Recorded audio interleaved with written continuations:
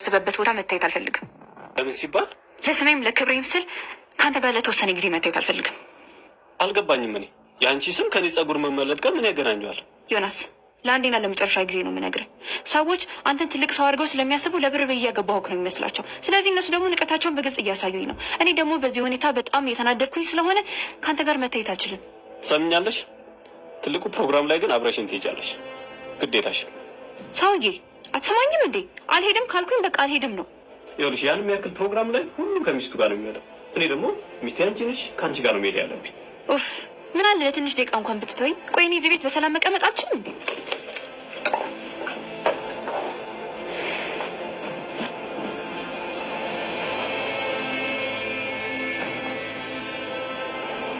ምን ሆነሽ ነው? እኔማ ምን ሆናለሁ? ይሄ ዮናስ ነው እንጂ መቆሚያ መቀመጫ እኮ ነው ያሰጠኝ። ተጣላችሁ እንዴ?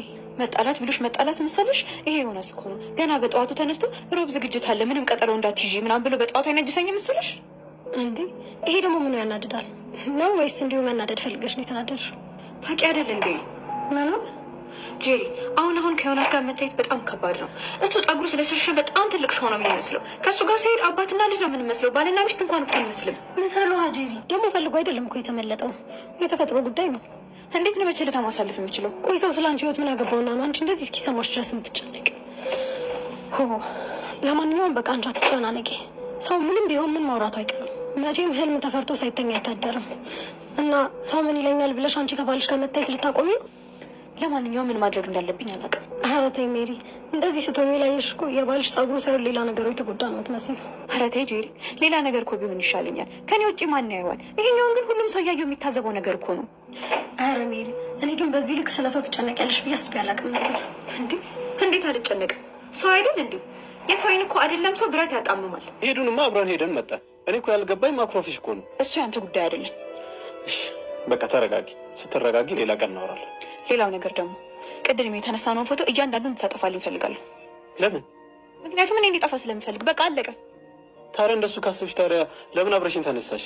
ምን ላድርግ ታዲያ? ሰው ፊት እንደዛ ካልተነሳን ብለህ ድርቅ ስትልብኝ ምን ማድረግ ነበረብኝ? ደግሞ ትሰማኛለህ? ከዚህ በኋላ ሰው ፊት የማልፈልገውን ነገር አድርጊ ብለህ እንዳታስገድደኝ። እሺ አታስቢ፣ ችግር የለም። ሰው ፊት እንደዛ ለምቦችሽን ጥለሽ የተነሳሽውን ፎቶ ከሆነ አጠፋልሻለሁ። ምንም የሚያስጨንቅ ነገር የለም።